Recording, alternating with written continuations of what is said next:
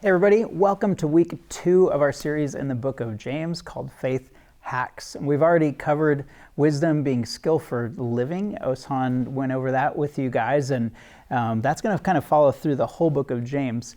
But this week specifically, we're talking about something that is pretty dear to my heart, and I think should be to all of our hearts. And it's this idea of how our faith plays out in our actions. So on Sunday night, I mentioned the fact that faith is as faith does.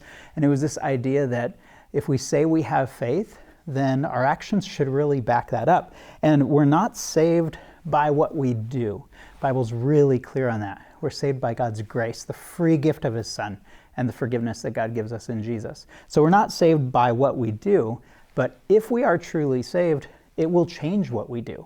It'll change our actions and our attitudes, and really specifically, it'll change the way that we treat other people. So James 2:14 says, "What good is it, my brothers and sisters, if someone claims to have faith but has no deeds?" And the answer is that it's good for nothing. That sounds pretty harsh, but we understand this with lots of areas in life. If you say you're good at sports, but you're not, then there's a problem with that. If you say you're good at math, but you can't do the equations, then you're actually not good at math.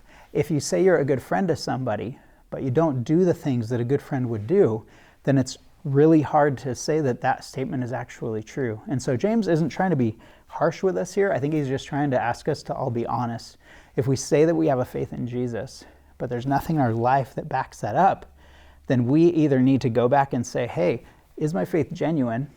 Or we need to ask the question, what am I doing wrong? Or do I not understand this correctly? Whatever that is, we want to help you guys work through that. And you're actually going to go through that a little bit deeper in your community group. And so as you guys dive into James chapter 2, remember, faith is as faith does, but also remember that God wants to help us work through that, and your community wants to help you work through that as well. So have a fun week as you guys dive into James chapter 2.